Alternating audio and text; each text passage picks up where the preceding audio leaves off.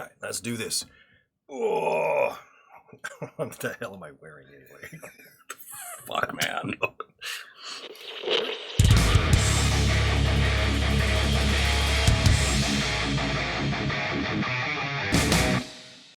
Ahem.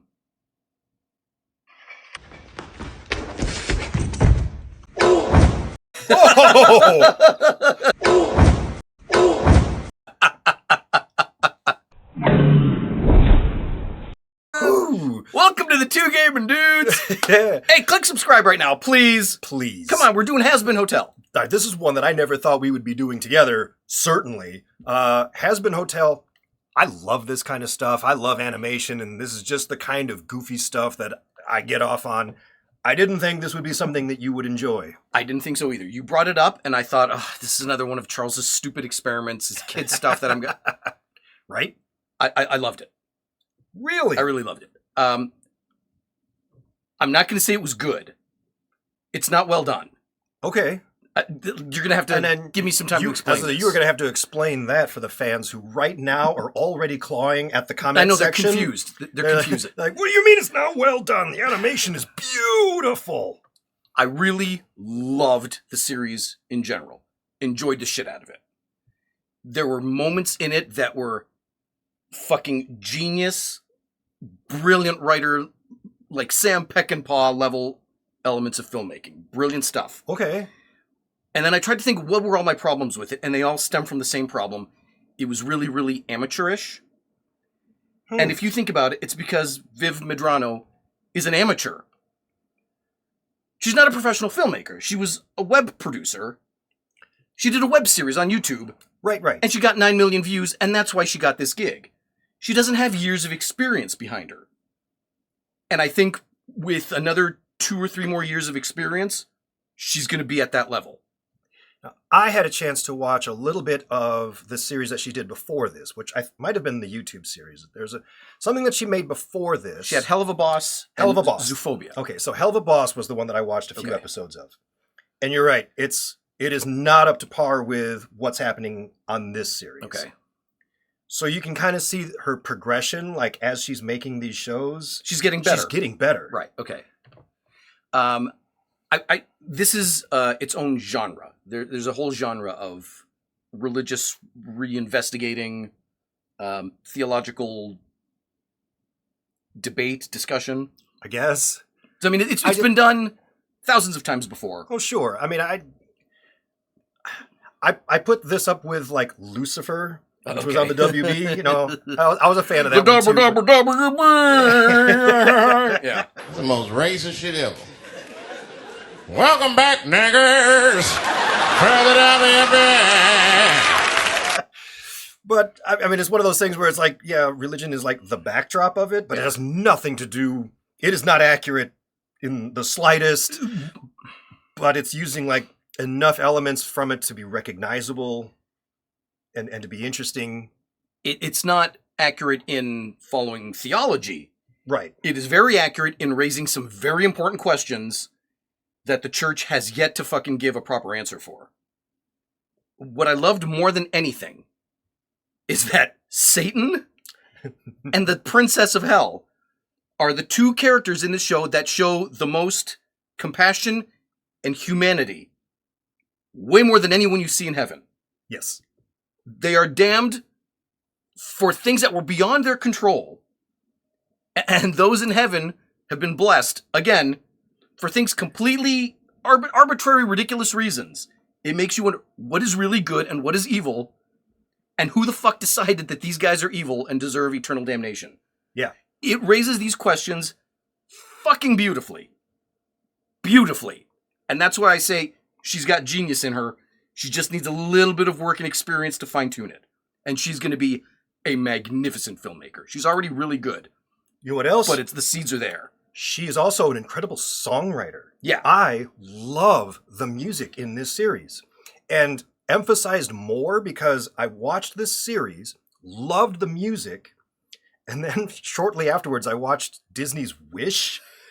Man, did that suck. we'll talk about that in maybe another review, but that was awful. And the music was I'm really, not going to watch it. besides like one song that was okay, the rest of it was just boring and awful. And I think if you can take a series or a movie or whatever that's a musical and you can cut out the music and the movie still makes perfect sense, Yeah. then why is the music in there to begin with? Yeah. If it didn't further the story, then Yeah, it was just a jerk off. exactly. On the other side, there's things like this or like The Greatest Showman. These are things that if you take the music out, you have no movie. Nothing would make sense because the music moves the story along. So I really like that for this. And I was really disappointed in Disney for their... they just don't understand how musicals work anymore. I guess, oh God, I don't know if I can get through it. Should I watch it just so we can make fun of it? I on feel here? like you should. I feel like you need to watch it just so we can make fun of it because know it's that I it's can. really bad. I mean, I don't know it's that I can. really boring.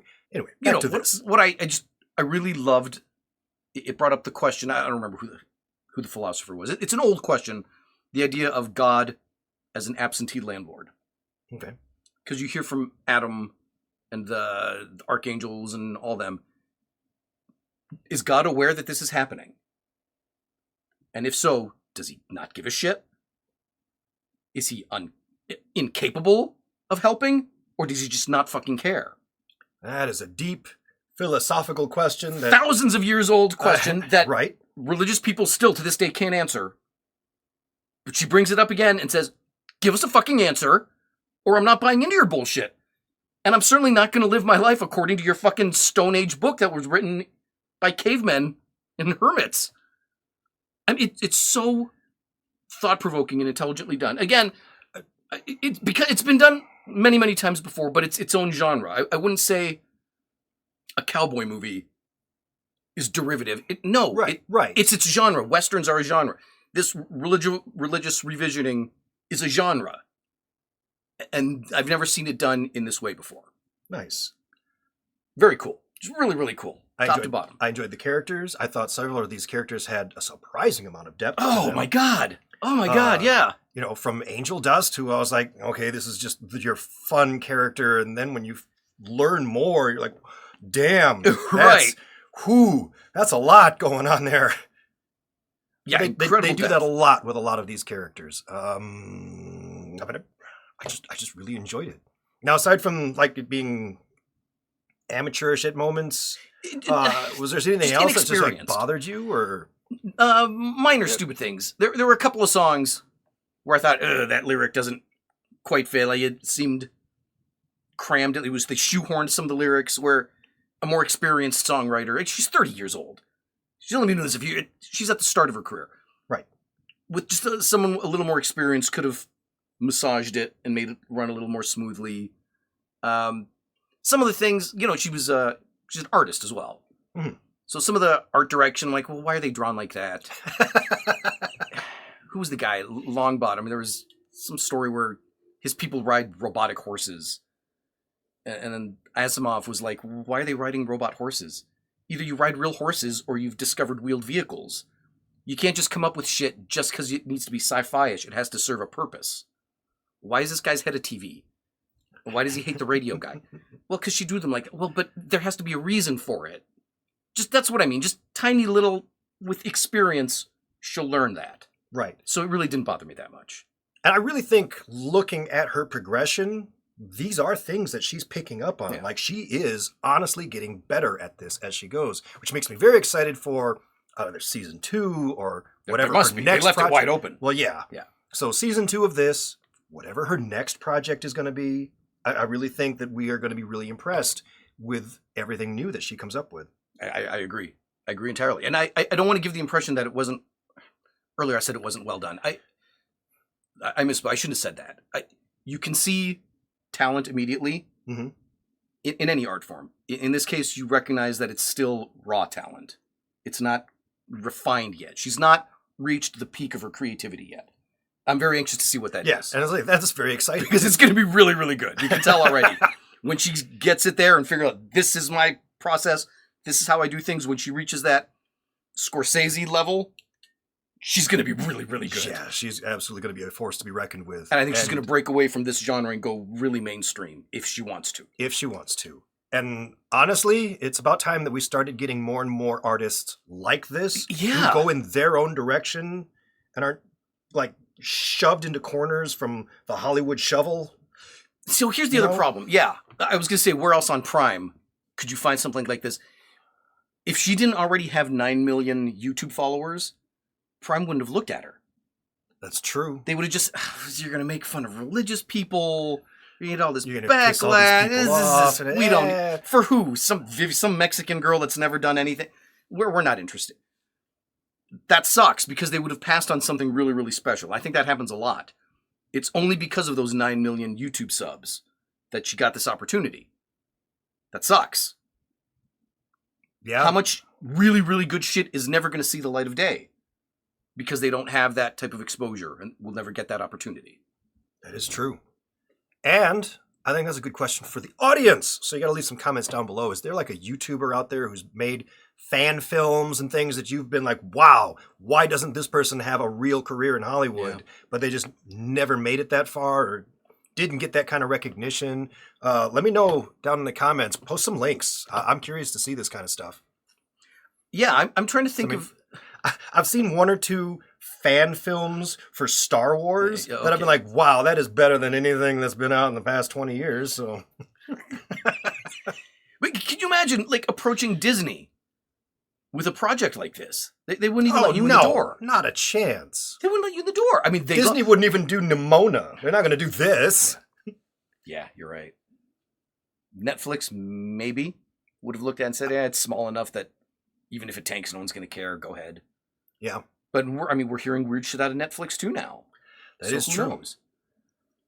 That is true. Well, I'm glad it got made, and I thoroughly enjoyed it. And I think from popularity standards, there's going to be another season, and I'm excited for it. I mean, it couldn't have cost anything to produce. There's no reason for Prime not to greenlight another season. That's true. Even if it's just this small number of geeks that love it, there's enough of us to warrant doing another season, finishing out the story. That's true. That's true. And I want to see this story find an end. Well, you know what to do. You got to like, comment, share, subscribe. Yeah, all that shit. It's your first time. You should have done that already. When we told you to in the beginning. Assholes. All right. We'll catch you in another episode. Bye now. Later.